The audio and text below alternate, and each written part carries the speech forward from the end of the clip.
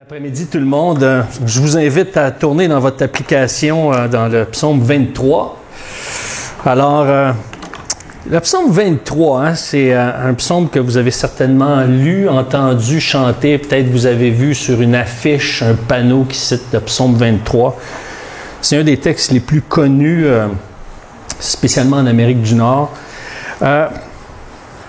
Mais tout récemment, je me suis mis à consulter différents auteurs pour apprendre et approfondir justement qu'est-ce que le Seigneur veut nous dire au travers le psaume 23. Et c'est vraiment intéressant ce qu'on va entendre ce matin, cet après-midi. Je suis tellement habitué à prêcher le matin que sûrement je vais faire ce lapsus-là à quelques reprises. Alors, mais avant qu'on commence, moi j'aime l'été. J'aime ça l'été. Je ne sais pas si vous aimez l'été. Est-ce que jusqu'à maintenant, vous avez apprécié l'été? Hein? C'est un bel été quand même. Un des plus beaux étés depuis, je pense, les 10 dernières années. Et moi, quand je pense à l'été, je pense à barbecue. Moi, je veux dire, faut dire que ça ne fait pas grande différence parce que chez nous, le barbecue, on ne le sert jamais. Je peux faire du barbecue l'hiver, mais j'en fais beaucoup plus souvent l'été. Je veux dire, c'est propice à ça. Et surtout que, ça empêche d'augmenter le niveau de chaleur dans la pièce. Hein. On sort dehors, fait le barbecue, on rentre, on est heureux. Mais une des choses qu'on a appris cet été, c'est que le prix du bœuf a flambé. Il a augmenté considérablement. Pourquoi je vous parle de ça? Parce qu'à cause de ça, on consomme moins de bœuf puis on consomme moins de porc. Savez-vous où est-ce que les consommateurs se sont tournés? Vers l'agneau. Et ce qui fait que tellement que TVA nous rapportait que dans le Bas-Saint-Laurent, parce que c'est là qu'il se produit le plus d'agneaux, eh bien, pendant 8 mois, ils ont manqué d'agneaux. Ils n'arrivaient pas à subvenir à la demande. Il y a de plus en plus de Québécois et de Québécoises qui consomment de l'agneau.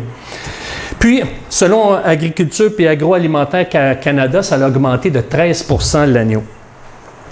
Mais moi, ce qui m'a impressionné le plus comme statistique, c'est que les producteurs québécois répondent seulement à 45 % de la demande d'agneau. Ça veut dire qu'on est obligé d'aller chercher le 55 %, par exemple en Colombie-Britannique, en Australie ou en Nouvelle-Zélande. Et donc, il y a une vocation. Si vous cherchez une vocation, devenez éleveur de moutons parce qu'il y a une demande, on ne répond pas à la demande. Puis, ce qui est intéressant, c'est qu'il va certainement avoir de plus en plus d'éleveurs de moutons, d'éleveurs d'agneaux au Québec à cause de la demande. Mais nous, entre vous, est-ce qu'il y a quelqu'un qui connaissait un éleveur de moutons, d'agneaux, de brebis? Y a-t-il quelqu'un? Ah, vous, M. Jean, vous connaissez? Toi, t'en connais un aussi? Pardon? Ouais. Mais c'est pour ça que j'ai décidé de titrer mon message « Un guide attentionné ». Parce que si on n'a pas connu personnellement un berger, on ne sait pas tout à fait c'est quoi. On peut avoir une idée vague, il fait promener des agneaux dans des champs, puis il mange du gazon, t'sais. Mais ce qu'on sait par contre, c'est que un berger, ça prend soin. Puis, ce qu'on va voir au travers le texte, c'est que c'est un berger qui est rassurant, qui est sécurisant, puis ce qui me touche le plus, c'est avec qui il fait bon vivre. C'est un peu ça qui nous parle, le psaume 23. Puis pourquoi j'utilise le mot guide? Parce que le mot guide, c'est une personne qui dirige, protège la marche de quelqu'un. Puis c'est exactement ça que le psaume 23 va nous exprimer aujourd'hui. David, non seulement c'est un berger de moutons, mais il a été aussi un berger sur Israël. On le voit dans le psaume 78, il a choisi son serviteur David, il l'a tiré de ses bergeries, il l'a pris du milieu de ses brebis pour qu'il soit berger de Jacob, son peuple, et d'Israël, qui est sa possession. David fit pour eux un berger intègre qui les guida d'une main avisée. Et ce que j'aimerais faire, parce que je suis certain, spécialement Jean de Courville ici, là, parce qu'il a composé une mélodie sur le psaume 23, je suis pas mal certain que la plupart d'entre vous, si vous avez appris par cœur le psaume 23, vous avez la version 1910 de Louis II en tête et vous le répétez dans votre tête. Mais un peu pour vous déstabiliser, je l'ai mis à l'écran parce que, pour ceux qui sont visuels, vous allez pouvoir le suivre en même temps. Je vais vous présenter la version de Clément Marot. Et c'est une version qui est en vert. Et ça, c'est intéressant. Et parce qu'il y a un livre qui a été publié, et ce sont les psaumes, mais écrits en vert par Clément Marot et Théodore de Bèze. Et vous allez voir comment que ça a une petite touche, une sonorité assez spéciale. Voilà. Alors, avant qu'on commence, j'aimerais ça qu'on puisse se recueillir, puis demander au Seigneur qu'il puisse parler à nos cœurs, d'accord? Prions. Père, merci. Merci pour ta présence au milieu de nous. Merci pour ta parole qui est vivante. Et ce que je te demande, c'est que ta parole puisse parler à nos cœurs. Nous instruire, nous nourrir, nous faire du bien. Et même de démolir peut-être des faux raisonnements qu'on a à ton sujet. Parce que ce qui nous bloque souvent dans nos marches avec toi, dans notre vie, c'est des mauvaises perceptions qu'on a de toi, des faux concepts qu'on a de toi. Ce qui nous empêche d'être libres, ce qui nous empêche de vivre une vie comblée. Parce que c'est ton désir, Seigneur, de nous combler, que tu sois à l'origine de notre joie. Merci pour le Dieu, pour le berger, pour le guide que tu es. Dans le nom de Jésus. Amen. Mon Dieu me tient sous sa puissance haute, c'est mon berger, rien ne me fera faute. En un lieu sûr, joignant les beaux herbages, il m'a couché, me mène au clair rivage. Traite ma vie en douceur très humaine, et pour son nom, par droit sentier, me mène.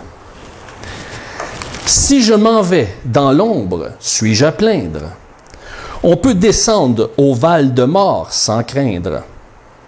Car avec toi tu es là d'heure en heure, ô mon berger, ton bâton me rassure. Tu enrichis de vivres nécessaires ma table aux yeux de tous mes adversaires. Tu oins ma tête d'huile aux senteurs bonnes, ma coupe est pleine et c'est toi qui la donnes. Tu l'as voulu tout au long de ta vie, grâce et bonheur me tiennent compagnie. Et sans limite aux merveilleuses grâces, dans la maison du Seigneur, j'aurai place. Et donc, on voit ici que c'est un hymne de louange à la sollicitude divine, le psaume 23. Et ce qui est intéressant, c'est que, imaginez une brebis qui est sur le bord d'une clôture, là, puis qui est en train de parler à une autre brebis qui est dans une autre bergerie à côté. C'est comme ça que ça commence, le psaume 23. C'est une brebis qui est sur le long d'une clôture, puis là, qui est en train de parler. Elle a un berger, l'Éternel, Jésus, puis elle parle de son berger à une autre brebis. Elle va dire, l'Éternel est mon berger. Avec lui, je ne manquerai de rien. Et c'est vraiment la narration d'une brebis. Parce qu'il y a juste une brebis qui peut dire, l'Éternel est mon berger. C'est pas un loup qui peut dire, l'Éternel est mon berger. C'est une brebis qui va dire ça. Dans Ézéchiel 34, 37, ça dit « Vous, mes brebis, brebis dont je suis le berger, vous êtes des hommes, et moi je suis votre Dieu, déclare le Seigneur l'Éternel. » À plusieurs reprises, on le voit dans le psaume 80, verset 2 aussi, Dieu se réclame comme étant le berger. Jésus a dit dans Jean 10, « Je suis le bon berger. » Donc on voit vraiment que ce psaume-là fait référence au caractère de Jésus-Christ, qui nous dévoile la personnalité de Dieu. Puis quand il dit « l'Éternel est mon berger », la différence entre un berger, un maître, un seigneur, parce que Dieu se qualifie par plusieurs noms. Hein? On le voit qu'il est l'Éternel qui pourvoit, on voit qu'il est l'Éternel tout-puissant, on voit qu'il est le maître des armées. Mais quand le Seigneur fait référence à lui comme étant le maître, ça fait référence à l'aspect révérencieux de Dieu. Le respect qu'on doit à Dieu. Mais quand le Seigneur se qualifie comme berger, Et là, c'est tout autre chose. Ça fait référence à la confiance, à la consolation, à la sécurité. En d'autres mots, c'est comme, il est en train de nous montrer son côté maternel. Ce qu'on recherche d'une mère, on le voit au travers le caractère du berger. Et ce qui est beau dans le psaume 23, ça nous montre toute la préoccupation du berger envers sa brebis. Et quand on lit et on médite le psaume 23, on réalise comment que le Seigneur se préoccupe de nous. Philip Keller, qui est lui-même un berger, un éleveur de moutons, va dire qu'un bon berger, c'est quelqu'un qui est doux, qui est gentil, intelligent et courageux. Puis ce qu'un bon berger recherche, c'est le bien de ses brebis. Puis ici, quand la brebis dit « l'Éternel est mon berger », la brebis est en train de donner toute la légitimité à son berger de la diriger. Et ça, ça demande de la confiance. Ça. Si je donne la légitimité au Seigneur d'être celui qui me guide, qui me dirige, qui me conduit, c'est parce que je lui ai donné cette légitimité-là. J'ai donné ce droit-là en tant qu'être humain. Mais savez-vous quoi? Ce qui est intéressant, c'est que pour être berger, ça demande une condition préalable. Acheter des brebis. Ça commence là. Mais Jésus nous a rachetés au prix de sa vie, lui. Et ça donne la valeur au berger qu'il est. Il ne nous a pas racheté de l'or et de l'argent, Pierre nous dit, mais il nous a rachetés au prix de son sang. Et donc, de voir que l'Éternel est mon berger, c'est qu'il m'a accordé une valeur au prix de sa vie. Et c'est pour ça qu'il y a toute la légitimité qui devienne mon berger. Martin Luther va dire que la brebis ne vit que grâce à la protection et à la sollicitude de son berger. Imaginez, on ne peut vivre qu'à cause de la protection et de la sollicitude de notre berger. Et c'est pour ça qu'on a tout pleinement en lui, puis on ne manquera de rien. Parce que une brebis, là, je ne sais pas si vous avez déjà vu une brebis. Moi, je me souviens, c'était au Parc de la Nature, à Laval. Là, je vois pour la première fois de ma vie un mouton, mais comme à 1 mètre de moi. Puis là, j'arrive, je m'approche pour essayer de flatter. Je vais flatter de la laine de mouton pour une première fois de ma vie. Ça part à courir. C'est peureux, ça, c'est peureux. C'est dépendant. Une brebis ne peut pas vivre tout seul. Elle a besoin de soins pour vivre. Puis, c'est pour ça que ce que le Seigneur veut, quand il dit qu'on va manquer de rien, eh bien, la première chose qu'une brebis a besoin, c'est de se sentir rassurée et en confiance. Puis c'est pour ça que une des caractéristiques particulières qu'une brebis a besoin, c'est de se sentir intérieurement rassurée et comblée. C'est pour ça qu'au verset 2, le texte va nous dire « Il me fait prendre du repos dans des pâturages bien verts. Il me dirige près d'une eau paisible. » Et donc, c'est un berger, c'est un guide qui prend soin. Puis, mais pour qu'une brebis soit en repos, elle a besoin d'être libérée de toute crainte, de ne pas avoir de conflit avec un autre membre du troupeau, de ne pas être tourmentée par les mouches, puis d'être rassasiée. C'est incroyable, hein? Pour qu'une brebis soit en repos, il faut que ces 4 éléments-là soient présents. Puis, ce que j'ai appris sur les brebis, là, c'est qu'un simple petit lièvre peut faire peur à une brebis. Imaginez-vous. Je dis, s'il y a quelque chose d'inoffensif, est-ce que quelqu'un s'est déjà fait attaquer par un lièvre? Là, il y en a 2 en arrière de chez nous. Avant, on en voyait juste un. Là, émerveillement, 2 petits lièvres. Des fois, là, je suis le matin tôt, je suis dans le salon, puis je vois ce qui se passe dans la rue, puis je vois le petit lièvre sauter dans la rue, tu sais.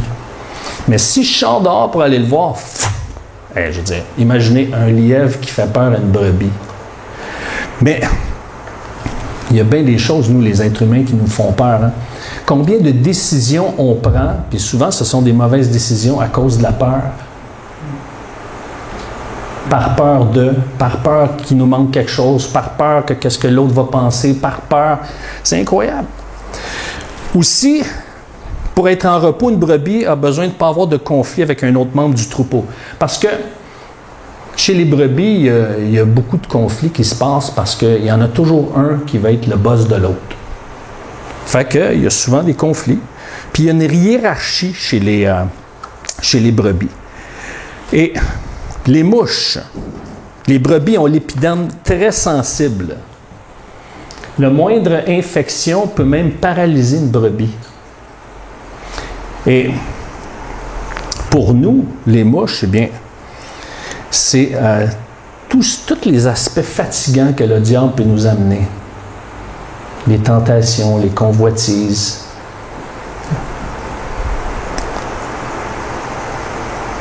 Mais ce qui est précieux dans ce passage-là, c'est qu'il me fait prendre du repos dans de verts pâturages. C'est intéressant parce que dans ces coins-là, le gazon n'est pas vraiment vert. C'est un peu comme chez nous, là. Il n'y a tellement pas plus cet été que le gazon chez nous, il est jaune puis brun. Mais pour qu'il soit vert, ça veut dire que le berger il a travaillé fort le terrain. Il a préparé le terrain. Il a défriché, il a arraché les racines, il a labouré, il a ensemencé, il a irrigué les terres. En Israël, il n'y en a pas du gazon vert comme on a chez nous au Québec, là, dans les champs où est-ce que les brebis vont manger. Il faut qu'il soit vraiment bien entretenu. Puis, ce qui arrive, c'est quand une brebis est mal nourrie, elle n'a pas un bon gazon bien gras, bien vert, elle manque de vitalité. Puis ça nous parle de nous en tant que brebis. Si on est mal nourri, on va manquer de vitalité spirituelle. Puis c'est une question qu'on peut se poser. Si notre vitalité spirituelle, on prend conscience, je prends conscience, il y a des moments dans ma vie, puis je me pose des questions, je me dis, hey, comment ça se fait que j'ai une baisse d'énergie spirituelle? En d'autres mots, les intérêts du royaume ne me passionnent plus autant qu'avant. Et ça vient de où est-ce qu'on est nourri. Qu'est-ce qui nous nourrit en ce moment? Qu'est-ce qui nourrit mon âme? Et ça c'est important à considérer. Il me dirige près d'une eau paisible.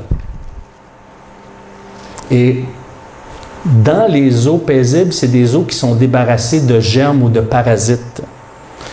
C'est une eau que, encore une fois, le berger a pris attention pour que l'eau soit buvable. Et ce qui fait que cette eau-là, elle est paisible, elle est bonne pour la brebis. Mais savez-vous qu'est-ce qui me donne de l'espoir, moi? C'est qu'un jour, dans l'éternité, l'Apocalypse nous dit que, Apocalypse chapitre 7, « En effet, l'agneau qui est au milieu du trône prendra soin d'eux et les conduira aux sources des eaux de la vie, et Dieu essuiera toute larme de leurs yeux. » Il y a un jour que, vous savez, ici sur cette terre, on peut être animé de plusieurs soifs. Ça peut être soif de pouvoir, soif... moi, c'est la soif d'adrénaline. Moi, on dirait que faut que j'aille de l'adrénaline à quelque part. Il faut qu'il y ait quelque chose qui m'excite. Il faut qu'il y ait quelque chose qui me stimule. J'ai cette soif d'adrénaline. En vieillissant, c'est comme si entre mes périodes d'adrénaline, là, il faut que j'aille des temps de repos. C'est rendu que la semaine passée, dans une journée, ma femme et moi, on a pris 3 siestes. On est rendu vieux. 3 siestes. Une avant le dîner, une après le dîner, puis une avant le souper. C'est quelque chose, là, quand même. Mais d'habitude, c'est juste une, là, mais juste pour dire que l'être humain, et c'est pas mal d'avoir des soifs, d'avoir des envies, d'avoir des désirs. C'est à quelle source on s'abreuve. C'est là qu'il faut se poser la question. Mais elle, cette brebis-là,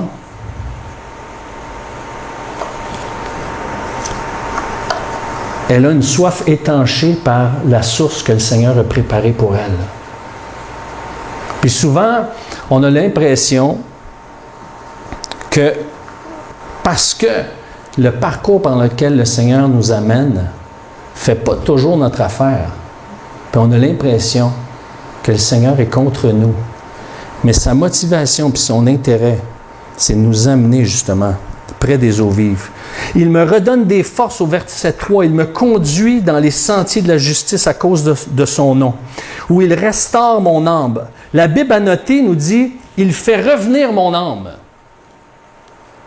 Le mot restaure, là, on peut le voir dans une mentalité nord-américaine, tu sais, restaurer, réparer ce qui est brisé. Mais si je le traduirais en québécois, ce que l'intention de l'auteur, c'est nous remettre sur nos pattes. C'est ça que ça veut dire restaurer. Il veut nous remettre sur nos pattes. Les brebis, là, quand ils voient là, comme un endroit qui est un peu creux, là, puis qu'il y a de l'ombre, là, ils vont s'installer dedans. Puis s'ils sont un peu grasses, là, ils se sentent confortables. Là, c'est dodu. Tu sais, ils ont de la laine, ils sont tous confortables, ils se couchent dans le trou. Puis là, à un moment donné, ils se ramassent les pattes en l'air. Mais puis là, ils ne sont pas capables de revenir, de se remettre sur leurs pattes. Et là, ils deviennent la proie, justement, aux bêtes sauvages. Parce qu'ils ne sont pas capables de courir. La force d'une brebis, c'est de fuir. Ça, c'est sa force. Mais si elle n'est plus capable d'utiliser ses jambes, elle n'est plus capable d'utiliser sa force. Et c'est pour ça que le berger doit intervenir, il doit la restaurer, la remettre sur ses pattes. Puis si elle est trop grasse, la brebis, qu'est-ce qu'il fait? Il va la mettre sous un régime. Puis quand le Seigneur nous met sous un régime, il dit, OK, pour un temps, tu vas te priver de telle chose. Puis là, on pense que le Seigneur est contre nous. Non, c'est qu'il veut justement qu'on soit alerte puis qu'on ne soit pas pris au piège par une bête sauvage qui va nous dévorer. Et quand il dit, il restaure mon âme, en d'autres mots, il est en train de me remettre sur mes pattes. Il est en train de me remettre dans la raison pour laquelle je suis appelé à vivre. Marcher avec Dieu. Et savez-vous quoi? Quand une brebis a été prise à ce piège-là, là, de tomber dans le trou, souvent, ce qu'il va faire, le berger, c'est qu'il va la faire marcher à côté de lui. Pour qu'elle se sente rassurée, puis il va y parler personnellement en disant, tu as été pris dans un trou, je ne suis pas là pour te chicaner, je suis là pour te montrer que tu as intérêt à me suivre, parce que c'est là que tu vas être protégé. C'est pour ça qu'il dit, il me conduit dans les sentiers de la justice à cause de son nom. Et ça nous montre que le Seigneur a un plan, il a un tracé pour nous. Et même quand je marche, et c'est pour ça que c'est un berger, c'est un guide qui est rassurant.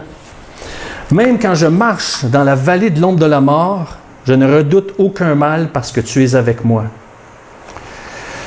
Et la vallée de l'ombre de la mort, c'est les endroits qui sont obscurs, ténébreux, chaotiques. C'est ça que Job nous raconte. Puis l'été, les brebis vont dans la montagne, puis l'automne, les bergers les font descendre vers les vallées. Parce que s'il y a eu de la neige en haut, elle va couler, puis ça va alimenter le gazon qu'il y a dans les vallées. Mais c'est souvent là, quand ils descendent, qu'il y a des prédateurs. Il y a des ravins, il y a des avalanches, il y a des glissements de terrain. Puis, mais ce que Jérémie nous raconte dans Jérémie chapitre 2, c'est que l'ombre de la mort a pour objectif de nous faire entrer dans le pays où coule le lait et le miel. Il va dire qu'il va faire passer ses brebis par la vallée de l'ombre de la mort, les amener vers le pays où coule le lait et le miel. Et souvent, savez-vous quoi? C'est là que la plupart des chrétiens arrêtent de marcher avec Dieu ou se rebellent contre Dieu. Quand ils vivent une épreuve, vivent l'injustice, vivent de l'opposition, vivent de la trahison, vivent de l'humiliation, vivent du rejet, de l'abandon, c'est là en disant, et la question qu'il ne faut jamais se poser, c'est pourquoi ça m'arrive? Et c'est là que lui, elle, cette brebis-là, va dire, quand je marche dans la vallée de l'ombre de la mort, quand c'est obscur, quand c'est ténébreux, quand c'est chaotique, quand je ne comprends pas pourquoi ça m'arrive, c'est là qu'on doit se dire, je ne crains aucun mal parce que tu es avec moi. Tu entends les loups hurler. peux même les voir rôder. Tu peux même sentir leur odeur. Colle-toi sur le berger, brebis. Crains aucun mal parce qu'il est avec toi. Et c'est ça l'appel du Seigneur ici. Dans le psaume 31:20, ça dit « Combien est grande la bonté que tu tiens en réserve pour ceux qui te vénèrent et que tu viens répandre sur ceux qui s'abritent en toi au vu de tous les hommes. » Jean Calvin a dit, et là, je suis sûr que je sens que Claude Ciccone est heureux en ce moment. Jean Calvin dit, « Par conséquent, David déclare ici expressément que s'il lui arrivait une adversité, il s'appuierait sur la providence de Dieu. » Est-ce que c'est ton réflexe? Moi, ce n'est pas toujours mon réflexe. Mon premier réflexe, c'est de crier « tente de peau ».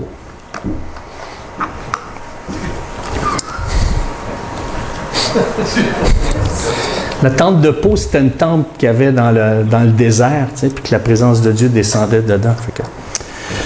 Fait que c'est ça. Mon premier réflexe, c'est ça. Et donc, c'est pour ça que ma sécurité repose sur la force de mon guide. Quand je traverse la vallée de l'ombre de la mort, je ne crains aucun mal car tu es avec moi. Ma sécurité repose sur la force de mon berger, de mon guide. Psaume 94, 19. Ça, là, c'est le genre de psaume que tu vas voir sur un frigidaire. Un réfrigérateur, devrais-je dire. Psaume 94, 19. Lorsque des pensées en foule s'agitent en moi, ça vous arrête-tu des fois d'avoir la tête tourne, tu te réveilles la nuit et tu penses à toutes sortes d'affaires, tu as le goût de dépluguer ton cerveau, mais ça tourne. Lorsque des pensées en foule s'agitent en moi, tes consolations m'ont rendu la joie. De rechercher la consolation de Dieu, de s'appuyer sur lui, parce qu'il dit « Ta conduite et ton appui, voilà ce qui me réconforte. » Quand il parle, la traduction seconde, vous connaissez bien, il va dire que c'est ta houlette et ton bâton. Le bâton, c'est intéressant parce que quand tu avais un berger qui était comme en formation, puis que le père, parce qu'aujourd'hui, on est vraiment une société spécialisée. Hein? En Amérique du Nord, là, en Occident, là, on se spécialise de plus en plus. On devient de plus des spécialistes de toutes sortes d'affaires. Mais à l'époque, les métiers étaient transmis de père en fils. Tu sais, si ton père il réparait des sandales, ben, tu allais certainement être un réparateur de sandales. Si ton père était berger, ton fils allait fort probablement être berger. Puis dans ce temps-là, quand le père devenait vieux, il disait « OK, c'est toi qui vas prendre en charge le troupeau. » Puis là, quand il passait le flambeau, c'était vraiment le bâton. Le père donnait un bout de bois à son fils, puis là, il dit « Tu vas te faire un bâton à ta main. » Puis ce bâton-là, justement, servait pour tasser la laine, par exemple, des brebis, pour voir s'il n'y avait pas des blessures, des infections. Fait que quand le bâton arrivait, puis il tassait la laine, la brebis n'a pas peur, parce qu'elle a confiance à son berger. Mais le même bâton sert pour faire fuir les loups et les bêtes sauvages. Fait que quelqu'un qui a confiance en Dieu, il sait que quand un malheur arrive, il dit « Le malheur, c'est pas contre moi qui tombe, parce que j'ai confiance en mon berger. Et quand le bâton s'approche, c'est pas pour me faire mal. C'est parce que justement, il veut voir si au travers de cette épreuve-là, j'ai eu des blessures, parce que s'il les voit, il va s'en occuper. » Parce qu'une brebis qui est infectée, qui est blessée, n'est d'aucune utilité pour le berger. Le berger, ce qu'il veut, c'est des brebis en santé. Puis sa houlette, eh bien, c'est un symbole de tendresse, de patience, de bonté. Et souvent, c'était pour ramener un agneau vers sa mère ou pour rassembler les brebis, les ramener plus proches les uns des autres. Pour les examiner, dire, il en prend une, puis il l'approche de lui, il dit, il faut que je vois, est-ce qu'elle boite, tout ça. Ou une qui veut s'égarer, la ramener. Ou tout simplement pour la ramener de près de lui, puis dire hey, j'ai le goût de passer du temps avec cette brebis-là. Et donc, c'est vraiment un symbole qui démontre combien que le berger est concerné par ses brebis. Mais aussi, c'est un guide sécurisant, c'est un berger sécurisant. Tu dresses une table devant moi en face de mes adversaires, tu verses de l'huile sur ma tête et tu fais déborder ma coupe. La table, c'était justement les plateaux où est-ce que on monte sur une montagne, on voit un plateau, et là, le berger prépare le gazon parce que si il y a toutes sortes de plantes qui peuvent pousser, qui peuvent empoisonner ou endommager la santé d'une brebis. Et il prépare justement ce terrain-là pour s'assurer que la brebis soit en bonne santé. Et à ce moment-là aussi, il va verser de l'huile sur sa tête. Ça, c'est contre les mouches, contre les parasites. C'est une huile qui préparait, là. Il y avait différentes recettes pour ça.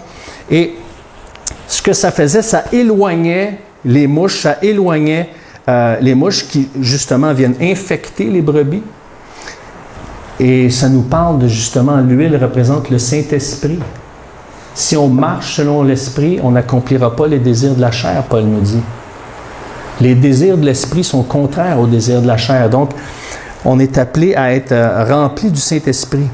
Et quand il dit « ta coupe déborde », il y a plusieurs choses. Il y a un aspect, c'est que à l'époque, ou même encore aujourd'hui, on mélangeait un peu de vin avec de l'eau lorsque, par exemple, il faisait froid ou qu'on avait besoin que les brebis aient un peu de vitalité. C'était un peu comme un genre de Rev 3, tu sais, une petite boisson énergisante pour les brebis, pour donner un peu de pep. Pas pour les enivrer, juste pour les vitaliser. C'est pour ça qu'il le mélangeait. Il ne voulait pas que les brebis soient enivrées. Mais ça parle aussi de cette coupe-là que Jésus-Christ a portée. Il a porté la coupe de la souffrance. Il est mort à notre place. Et cette coupe nous parle du sang de Jésus-Christ. Le vin est associé au sang de Jésus-Christ. Et ce qui va faire que ma joie va être complète, c'est que je découvre que mes fautes ont été payées, ont été rachetées par le sang de l'agneau. En d'autres mots, là, ce qui fait notre joie, c'est le message de l'Évangile. C'est le pardon des péchés, pardon. C'est ça qui fait toute la différence. Et le dernier point, avec qui il fait bon vivre, eh bien, oui, le bonheur et la grâce m'accompagneront tous les jours de ma vie et je reviendrai dans la maison de l'Éternel jusqu'à la fin de mes jours. Et voyez-vous, cette brebis-là, elle a la certitude qu'avec Dieu, elle va être heureuse. Avec son berger, elle va être heureuse. Elle a cette certitude-là dans son cœur. À notre époque, il y a un danger, par exemple.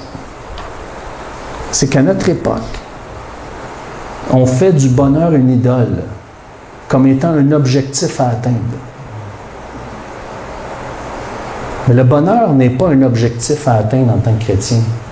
C'est un résultat, c'est une conséquence, c'est un effet de ce qui est mon berger, puis je suis bien dans sa présence.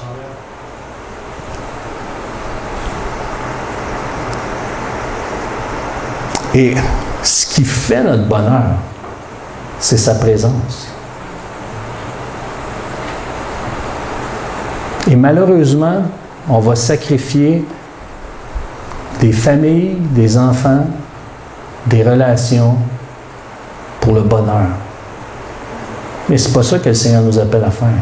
Le Seigneur nous appelle à le suivre et parce qu'il est au milieu de nous, on est heureux, on est rassuré, on est en sécurité. Et ce qui est intéressant, lorsqu'un berger a bien géré son troupeau, parce qu'ils ont mangé de l'herbe, parce qu'ils ont bien préparé, les bergers ont bien préparé le terrain, puis à cause aussi des résidus que laissent les brebis, ça devient un très bon fertilisant pour le terrain. Lorsqu'ils quittent un lieu, le lieu est enrichi. Le bonheur et la grâce accompagnent les brebis, mais les gens voient que le lieu par où les brebis ont passé est enrichi. Et est-ce que notre présence en tant que chrétien, est-ce qu'on enrichit notre milieu? notre milieu de vie, notre milieu de loisirs, notre milieu de travail, notre milieu familial? Est-ce qu'à cause que la présence de Dieu est dans nos vies et on le laisse nous diriger, est-ce que ça enrichit notre milieu? Et je reviendrai dans la maison de l'Éternel jusqu'à la fin de mes jours. Le psaume commence par « L'Éternel est mon berger » puis finit avec la maison de l'Éternel, la présence de Dieu. En d'autres mots, en beau québécois, je ne sacrerai jamais mon camp d'ici. C'est ça qu'il est en train de dire. Je m'en irai jamais d'ici. Parce qu'ils reviennent à l'étable où est-ce qu'ils ont la protection. Dans le psaume 144, 15, ça dit « Heureux sera le peuple comblé de tels bienfaits, heureux sera le peuple dont l'Éternel est Dieu. » Mais savez-vous quoi? Ce bonheur-là et cette grâce-là, on ne le mérite pas. C'est une grâce, c'est une faveur qu'on ne mérite pas. Mais si aujourd'hui je peux jouir de la présence de Dieu, je peux jouir de ses faveurs, je peux jouir de ce qu'il a préparé d'avance pour moi, je peux jouir de ce qui est sécurisant, qui est rassurant, qui est un berger, un guide avec qui il fait bon vivre, c'est parce qu'il a pris ma place à la croix, parce qu'il a subi ma condamnation, parce qu'il a porté ma peine, parce qu'il a porté mes fautes, passées, présent et futures. Parce qu'il a pris ce qui me séparait de Dieu, puis il l'a payé, lui, à la croix pour moi.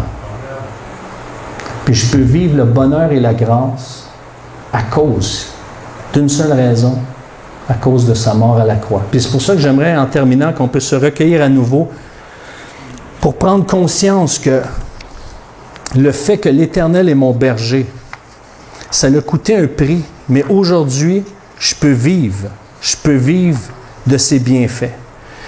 Je peux me rappeler qu'il a pris soin de moi jusqu'à maintenant. Je peux me rappeler qu'il m'a rassuré quand j'en avais besoin, qu'il m'a sécurisé. Je peux me rappeler que si aujourd'hui, je le laisse encore me diriger, bien c'est parce qu'il est un bon berger. Puis il a pris ma place à la croix. Puis à cause qu'un jour, le Saint-Esprit m'a ouvert les yeux, m'a fait réaliser qu'il a pris ma place, mais aujourd'hui, je peux bénéficier d'être un de ses enfants, d'être une de ses brebis. Prions, s'il vous plaît. Père, merci pour ta parole qui est riche. Merci pour tous les bienfaits que tu nous accordes. Quand on pense aux obstacles, à l'opposition, quand on pense aux défis, aux douleurs qu'on a pu vivre dans ce plan, dans cette vie sur cette terre, ce qui nous fait du bien, c'est de nous rappeler combien tu as pris soin de nous, Seigneur. Tu as pris soin de moi. Au travers chacune de mes épreuves, Seigneur, je peux confesser que tu as pris soin de moi. Merci de prendre soin de chaque personne ici présente, de prendre soin de cette assemblée, de prendre soin des leaders, des bergers de cette assemblée, parce que tu es un bon berger. Et Père, ce qui va faire notre joie, c'est de réaliser que tu es un bon berger. Ce qui va nous amener à être en pleine vitalité